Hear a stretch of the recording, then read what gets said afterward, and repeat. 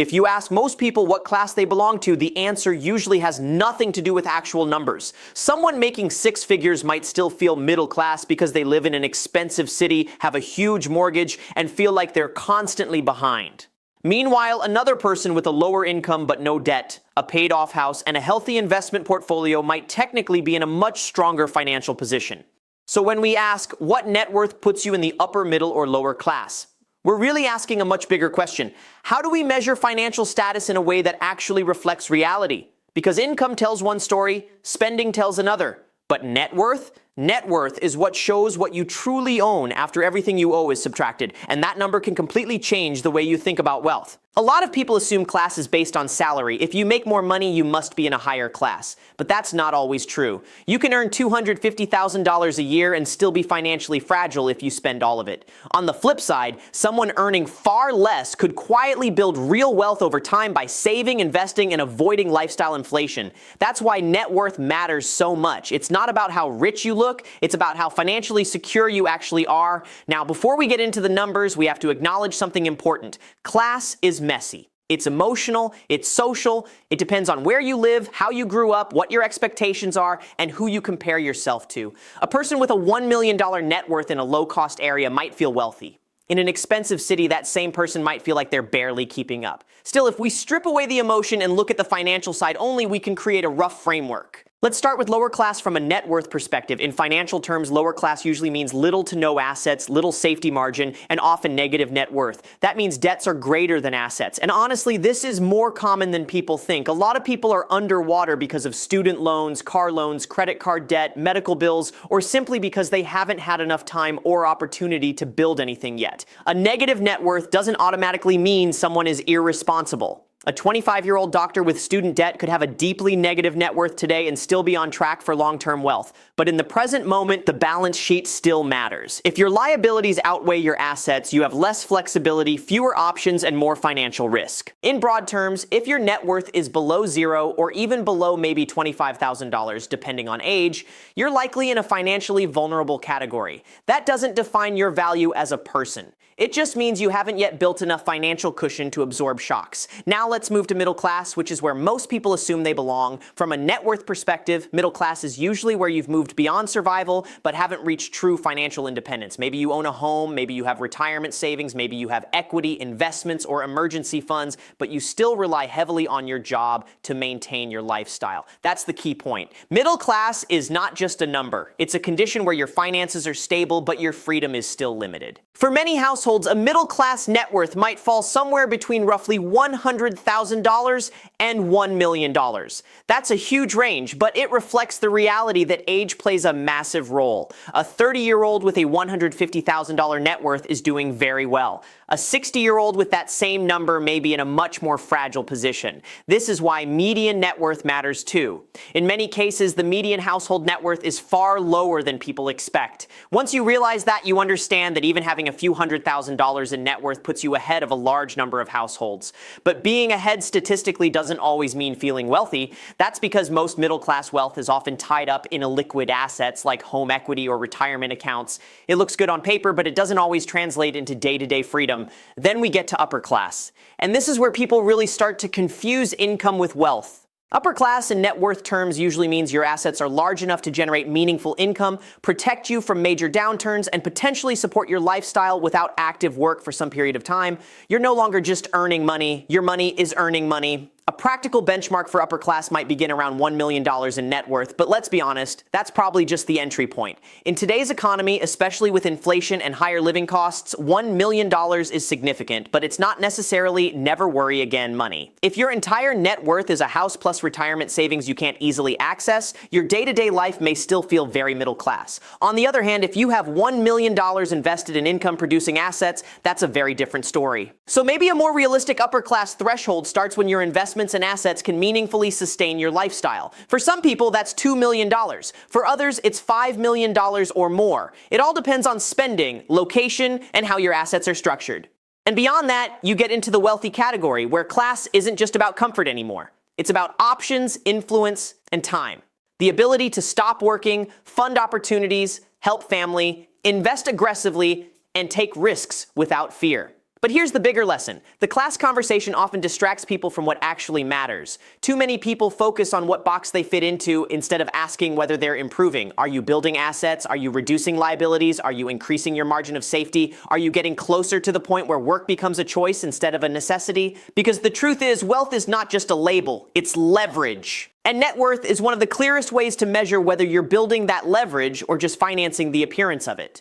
If you want to move from lower class to middle class, the strategy is usually simple, though not easy. Get out of high interest debt, build an emergency fund, and start buying assets consistently. If you want to move from middle class to upper class, the focus shifts toward investing, ownership, tax efficiency, and increasing the gap between what you earn and what you spend. Most people don't become wealthy overnight. They become wealthy by stacking boring decisions for a very long time. So what net worth puts you in the upper, middle, or lower class? A rough answer would be this. Negative to very low net worth often means financially vulnerable. 6 figures of net worth usually signals middle class stability, and 7 figures and beyond begin pushing into upper class territory, especially when those assets are invested in producing income. But the real answer is that class is less about the number alone and more about what that number allows you to do, because at the end of the day, the person who looks rich isn't always rich. The person who earns the most isn't always the wealthiest, and the person with the most financial peace is usually the one whose net worth quietly works in the background while everyone else is busy trying to look successful.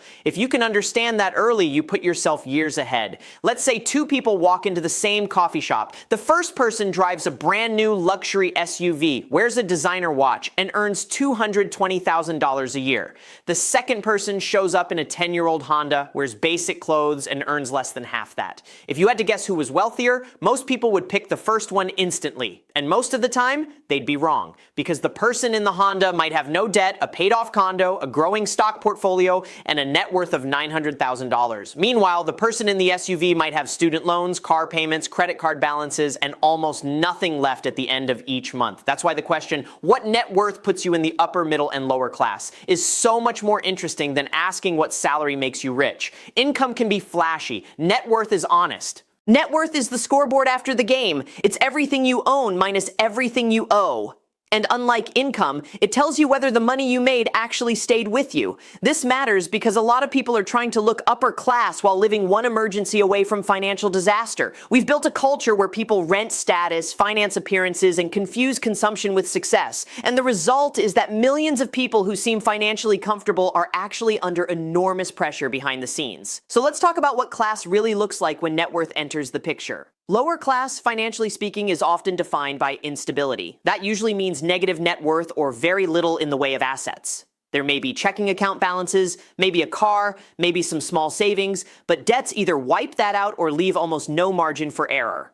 A job loss, a medical bill, or a major repair can throw everything off. And here's the uncomfortable truth. A huge number of people live here even if they don't look like it from the outside. Someone can have a decent apartment, a newer car, nice clothes, and still be broke. Why? Because many of the things we associate with wealth are actually just monthly payments. So when your net worth is near zero or below zero, the issue isn't just the number, it's what the number represents. A lack of cushion, a lack of ownership, and a lack of control. That doesn't mean someone is lazy or bad with money. Sometimes it means they started behind, sometimes it means they're young, sometimes it means they got hit by life. But from a purely financial perspective, this is where lower class usually begins. Now let's talk about middle class, because this is where most people either live or want to believe they live. Middle class, in net worth terms, is where life becomes more stable. You're no longer just surviving. You've built something. Maybe you have retirement accounts, savings, home equity, or investments. You have proof that money is no longer passing straight through your hands. But middle class also comes with a catch. You're stable, but not free. You can handle some emergencies. You may even feel comfortable month to month. But if your paycheck disappears, your lifestyle is still at risk. That's the difference. A lot of middle-class people have decent net worth on paper, but most of it is trapped in their home or locked in retirement accounts. Technically, they're building wealth, and that's a good thing, but they're still highly dependent on active income. So what number qualifies as middle class? For many people, this could mean a net worth somewhere from $100,000 to $1 million, depending on age and location. That's a wide range, but it reflects real life. A 28-year-old with $120,000 net worth is ahead. A 45-year-old with $400,000 net worth is doing well. A retired couple with $800,000 might still feel nervous depending on expenses. The point is that middle class isn't one exact number. It's the stage where you've begun to accumulate meaningful assets, but you haven't yet reached the point where those assets can fully protect or support you. Then we get to upper class. And this is where things shift from stability to power. Upper class isn't just having more, it's having enough assets that work for you whether you wake up and work that day or not. It means your money has momentum. It means downturns hurt, but they don't destroy you. It means opportunities become easier to take because survival is no longer the only priority. Many people treat $1 million net worth like the magic line into upper class. And in some ways it is. Hitting a seven-figure net worth is a huge milestone and places you far ahead of a large portion of the population. But whether that actually feels upper class depends on what makes up that million. Is it all tied up in one house? Is it spread across retirement accounts you won't touch for years? Or is it invested in assets producing income right now? Because someone with $1 million of productive assets lives very differently from someone with $1 million that can't be easily used. That's why, in modern terms, the upper class conversation often starts at $1 million, but becomes much clearer around $2 million, $3 million, or more, especially if a large share of that wealth is invested. At that point, the conversation changes. You're not just building a future, you're creating freedom in the present. And that leads to the most important part of this entire discussion. Class is not just about status, it's about stress. Lower class often means high stress and low flexibility. Middle class usually means moderate stability but continued dependence on work. Upper class means more options, more resilience, and more control over time. And time might be the most valuable part of wealth. Because once your net worth becomes large enough to support your life, even partially, you stop making decisions from desperation. You can walk away from bad jobs, you can take smarter risks, you can invest longer, you can think clearly because every decision isn't tied to immediate survival. That's what people are really chasing, not the label, not the image, not the idea of being upper class for the sake of ego. What they want is breathing room, and breathing room is built through net worth. So if you're watching this and wondering where you fit, don't obsess over whether you're technically lower, middle, or upper class right now. Ask a better question. Is your net worth moving in the right direction? Are your assets growing? Are your debts shrinking? Are you building ownership instead of appearances? Because wealth is usually quiet. It rarely looks as exciting as social media makes it seem. It often looks like consistency, patience, delayed gratification, and years of decisions that nobody claps for. But over time, those decisions compound, and eventually the gap between looking wealthy and being wealthy becomes impossible to ignore. So what net worth puts you in the upper, middle, and lower class? A rough answer is this. Negative or near zero net worth usually means financial vulnerability. A growing six-figure net worth often places you in the middle-class wealth-building zone.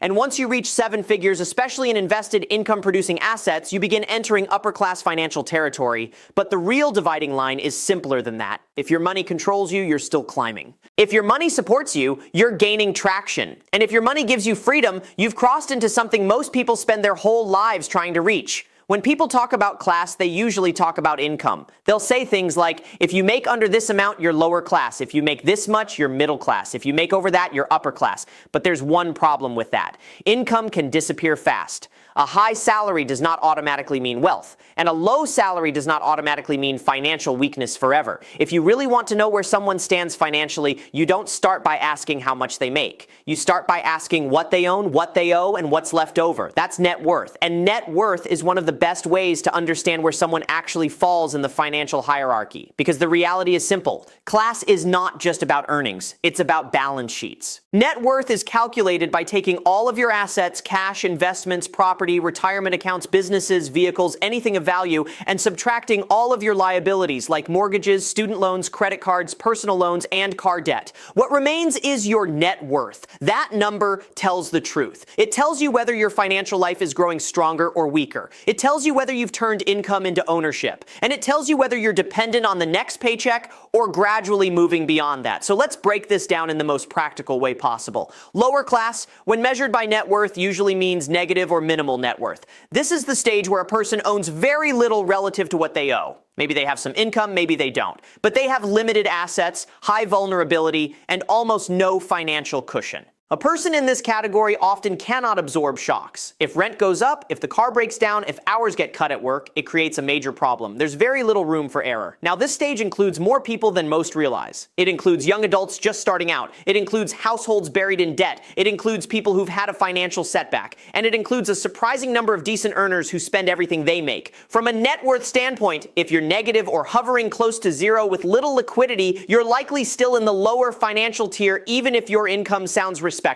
The next stage is middle class. This is where things begin to stabilize. Middle class from a net worth perspective usually means you've accumulated enough assets to create a meaningful foundation. You might have savings, you might have home equity, you probably have retirement accounts or investments. You're not starting from zero anymore. But here's the defining feature of middle class. You still rely on earned income to maintain your lifestyle. That's not bad. In fact, that's normal. But it matters. If your lifestyle depends almost entirely on your job, even if you have a decent amount saved, you're still in the part of the journey where wealth is being built, not yet fully deployed. A broad middle class net worth range might be somewhere between $100,000 and $1 million for many households. Again, that range depends heavily on age. A 35-year-old with a $250,000 net worth is in a very different position than a 65-year-old with the same figure. Age matters because net worth isn't just a score, it's a timeline. A number only means something when you compare it to how long you've had to build it. That's why people often get confused by these conversations. They hear that someone has a $500,000 net worth and assume that means they're rich.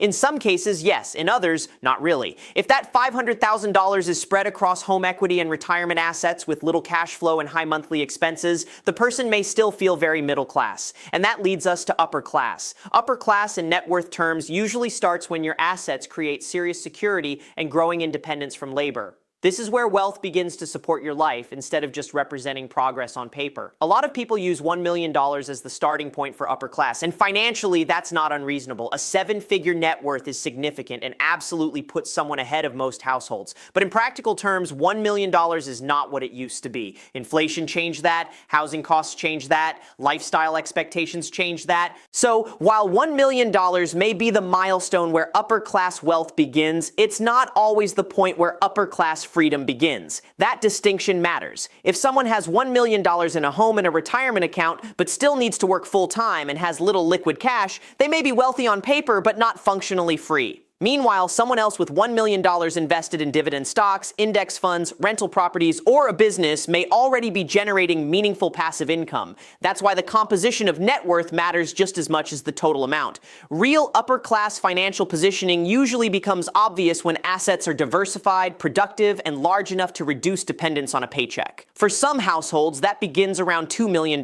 For others, especially in high-cost areas, it may take much more. Then beyond upper class, you enter true wealth, where the conversation shifts from can I stop working to how do I allocate capital, protect assets, create legacy, and optimize taxes. But for most people, the real takeaway isn't where the exact line is. The real takeaway is understanding the path upward. To move from lower class to middle class, the first goal is survival plus stability. That means reducing toxic debt, building emergency savings, improving income, and creating the habit of keeping part of what you earn. To move from middle class to upper class, the game changes. Now it's about scale. You invest consistently. You buy productive assets. You control lifestyle inflation. You focus on ownership, not appearances. And you let time do the heavy lifting. Because wealth is usually not built through one giant moment. It's built through repetition. One investment account contribution after another. One debt payoff after another. One decision to not overspend after another. One asset purchase after another. And over the course of years, those boring decisions create a balance sheet strong enough to change your entire life.